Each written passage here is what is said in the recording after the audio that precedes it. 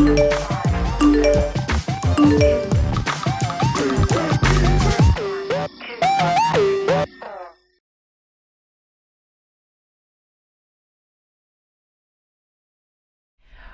pessoal, eu estou aqui no edifício Dandara e eu vou entrevistar a Ivalu, que ela é assistente social e ela participou no grupo que ajudou a revitalizar este edifício que fica no centro de São Paulo. Tudo bem, Ivalu? Tudo bom, Estela. Você pode explicar um pouquinho como é que funciona esse trabalho da assistente social nesses projetos de revitalização do centro? Tá. O trabalho social ele é um componente hoje da política urbana, né, para habitação de interesse social. Ele faz parte desse escopo da política. E aqui o prédio foi revitalizado com recursos públicos do programa Minha Casa Minha Vida Entidades. Ele foi acessado pelo Movimento Social, que é um grupo associativo que é habilitado no Ministério das Cidades e acessa esse recurso e passa a gerenciar, a gestar a utilização desse recurso na reforma ou na construção de habitações de interesse social. O trabalho social, ele pressupõe, né, que você vai acompanhar todas as fases desde do projeto, do pré-obra, até o durante a obra e o pós-obra. Ele é um trabalho que tem um objetivo para o movimento, né, ele tem um objetivo para o movimento, que é trazer a participação das famílias em todos os processos, tanto de obra quanto da utilização do recurso público. É trazer as pessoas, a população, para essa participação em gestar o próprio recurso público e decidir onde é que ele vai ser aplicado, o que ele vai ser feito. Uhum. E como que era a situação assim desse pré-obra? Como é que foi quando você chegou aqui no Dandara e viu o que deveria ser feito? Quais foram os desafios, assim, os primeiros desafios que vocês encontraram quando vocês chegaram aqui no Dandara? O trabalho social, né, e toda a reforma desse empreendimento, ele foi feito por uma assessoria técnica, né, o movimento buscou a parceria numa assessoria técnica para poder viabilizar, né, a complexidade toda de fazer um empreendimento habitacional. Essa assessoria técnica, a Integra, ela começou a trabalhar no projeto de revitalização muito antes dele ser contratado de fato pela política, né? As políticas habitacionais no Brasil, elas são ciclos, né? Elas não é constante, ela não tem uma constância de financiamento. Então, começou-se a fazer o projeto antes e depois foi buscar, conseguiu ser viabilizado a partir do Minha Casa Minha Vida Entidades. No pré-obra, o trabalho social, ele foca muito na questão da documentação, né? Que é toda a documentação que vai para o agente financeiro, que avalia se aprova a família, né? Ela tem uns critérios dentro do programa, a renda delas não pode ultrapassar, e isso é uma coisa interessante do programa Minha Casa Minha Vida, que os critérios eram bastante acessíveis para a família pobre, né? Então a renda não podia, aqui nesse caso aqui do Dandara, a renda não podia ultrapassar R$ 1.600, né? Ela podia ser zero, não tem problema, mas não pode ultrapassar 1.600. Tinha outras questões, né? Não tem implicância com os nomes sujos ou limpos, né? Isso não é uma questão para o financiamento. Tinha uma perspectiva de garantia de direitos, né? Que é muito significativa e não de mercado, né? De retornar parte do financiamento para o mercado e tudo mais, né? Não tinha essa lógica no Minha Casa Minha Vida. No momento que você chegou aqui, o que vai ter que encarar, o que vai ter que fazer? Tá, eu acho que tem um descompasso enorme, né, na própria execução da política, né? Então você recolheu todo o documento das famílias, as famílias foram aprovadas pelo agente financeiro, que é a Caixa, mas a contratação, ela exige outros processos burocráticos, cartório e outras pendências, que isso demorou 1 ano para ser efetivado. Então nesse 1 ano, o que a gente procurou fazer com as famílias? Trazer essa compreensão, né, de que os movimentos sociais também constroem política pública, né, que eles participam da vida política da cidade, e isso é a democracia, e isso é importante, é assim que tem que ser. Então a gente fez uma trajetória das políticas sociais e das políticas públicas e que o movimento participa e buscou essa construção. Fomos inteirando as famílias de todo o processo, né, de qual era o papel da assessoria técnica, qual é o papel do movimento e qual é o papel das famílias também. Isso é através de trabalhos de reuniões socioeducativas. E quantas famílias moram aqui? São 120 famílias aqui. 120 famílias, dá um total de 270 pessoas morando aqui hoje. Sim, então era um grupo bem grande para vocês conseguirem organizar. Era um grupo grande, eles vieram, né, eles vêm do movimento, né, eles vêm das reuniões de grupo de base do movimento e chegam indicados pelo movimento para fazer parte do empreendimento, assim. Acho que tem coisas muito interessantes, assim, né, nesses processos, né? Acho que de como, quando chega, né, é o começo daquele projeto tão ansiado, né, das famílias poderem... Sim, porque muitas vezes é a primeira casa, né, de muitas famílias. É a primeira casa. Para ser beneficiária do programa, você não pode ter tido casa em lugar nenhum do país. Aqui, eu acho que, tanto no centro, quanto acho que o próprio movimento, a ULCM, ela tem muita essa característica. A maioria dos seus militantes, dos seus participantes, são famílias que vêm de cortiços, tanto da região central, quanto das áreas do centro expandido, e pagam... tem um alto índice de aluguel, um ônus excessivo com aluguel, né? Então, você chega, né, com a possibilidade de sair do aluguel, pagar uma prestação que vai caber no teu bolso, você vai ter outras possibilidades, né? É a concretização de um projeto, de uma história. E que vão morar mais perto também do seu trabalho, vão ter um acesso à cidade, vão sentir pertencidas, né? Exatamente.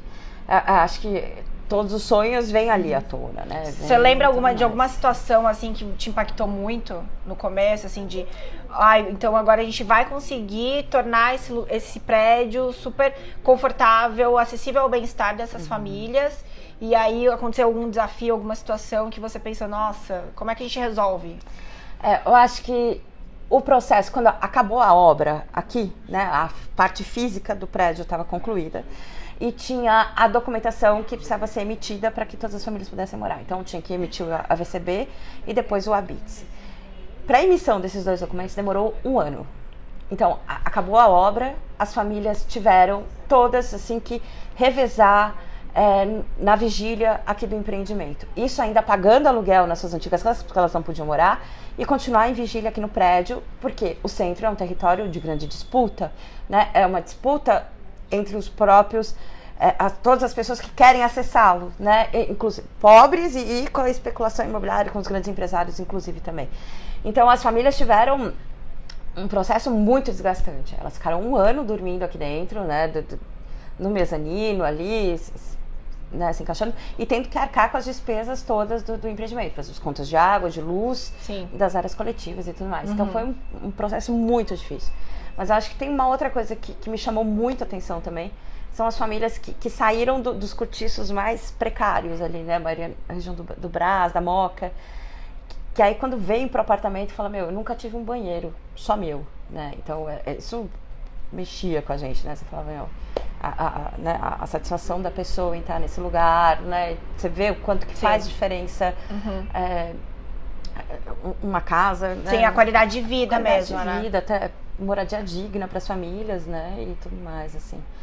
Acho que a questão do centro, né? A maioria das famílias daqui viviam no centro, né? Tanto para local de trabalho, quanto para local de moradia, ou se já não moravam mais aqui, foram morar nas periferias porque o aluguel aqui ficou muito caro também. Então, acho que a possibilidade de trazer essas pessoas de volta para o centro, num projeto de revitalização, de retrofit do empreendimento, e trazer eles de volta e falar, olha, não, dessa vez vocês não vão ser expulsos desse território, como a gente, né, como se vai expulsando para as beiras da cidade.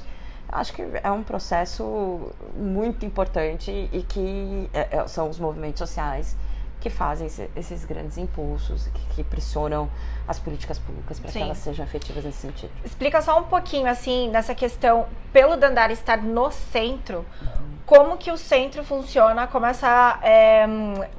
onde a gente consegue observar melhor essas relações de poder entre a política pública, entre as empresas, entre as pessoas que participam dessa área urbana, e o centro acaba sendo essa zona de batalha mesmo, né? Que a gente consegue ver tudo que está acontecendo, não só em São Paulo, mas em diversas cidades pelo mundo. Então explica um pouquinho, assim, qual que é a importância do Dandara ter passado por essa revitalização, ainda mais aqui em São Paulo. Eu acho que tem a questão... Acho que são vários paradigmas aí que se lança, né? Acho que trazer as famílias para o centro, né, trazer morando bem, né, diferente dos lugares que elas moram, trazer elas também para esse território de disputa, né, com outros movimentos que também estão lutando pela moradia de suas famílias, e aí você entra no prédio que tiver vazio, se tiver mais reformadinho ainda, beleza, perfeito, né, estão lá nas suas reivindicações, enfim. E acho que tem um grande contraste também, que aqui, né, acho que isso foi uma discussão que a gente fez ao longo do processo. Eles queriam todos me matar, né? Mas eles tinham uma grande preocupação com a segurança, né? E falavam de câmeras, né? Não é não que vocês vão ter. E a necessidade de câmeras em todos os andares, câmeras de vigilância. Que a segurança aconteceria por um controle, a vigilância pleno, total. Exatamente, a vigilância total. E, assim, isso a gente tentou discutir com eles, rebater isso de todas as formas, né? Desde do custo que isso representa para as famílias de baixa renda, até para a necessidade, até para as outras questões que eles já tinham e que foram estabelecendo no processo, que são as redes de solidariedade, né? Que são as redes de convivência e tudo mais. Não deu, assim, para desconstruir isso. É uma questão muito, muito forte, né? E aqui no centro traz essa sensação de insegurança, de medo muito maior, né? Aqui tem outros problemas, tem outras questões sociais que vão aparecendo, outras expressões da questão, e isso vai trazendo uma preocupação maior também para quem chega aqui. Uhum. E acho que outra coisa que também assusta assim, né? É o valor dos imóveis aqui no centro, né? Assim, são muito caros, né? As famílias não conseguiriam acessar. Não é um valor que pensa na acessibilidade da cidade. De forma alguma, né? Ela pensa para uma determinada classe social, uma classe que consegue um financiamento bancário ao ponto de financiar grandes valores, e para uma qualidade de habitação que às vezes é inferior à que a gente tem aqui. Bem questionável, né? Bem questionável. Uhum. Aqui no prédio tem 18 tipos de apartamentos, né? São 18 tipologias, assim. São para famílias menores, né? Não são para grandes famílias. São apartamentos que no máximo tem um dormitório. São kitnets e dormitórios. Tem uma população bem alta aqui de idosos. Tem 33 idosos aqui no prédio. E pouquinha criança. Embora agora tenha mais gente. E esses modelos de apartamento foi decidido por quem, assim? Um projeto, né? Ele foi um pouco desenhado ouvindo o próprio movimento e percebendo as condições do prédio também, né? E tem uma conta, né? Que é o valor do financiamento, quantas unidades você precisa ter para essa conta bater, assim. Eu acho que para frente, acho que fica uma questão importante, é a discussão dos projetos com as famílias também, os projetos arquitetônicos. Em alguns empreendimentos do movimento consegue ter essa discussão, acho que isso é uma grande... É uma questão aí que entra dentro do termo de retrofit, né? Que retrofit não é só ir lá, reformar a fachada ou o interno, mas ver quais moldes de pessoas que estão indo morar nesses lugares, né? Qual que é a circulação delas, né, nesse espaço onde elas vão viver. Exatamente. Acho que nesse aqui, ele foi desenhado mesmo por esse perfil de famílias que estavam no projeto, assim. Agora, né, porque o projeto veio antes, né, e depois o movimento indicou as famílias.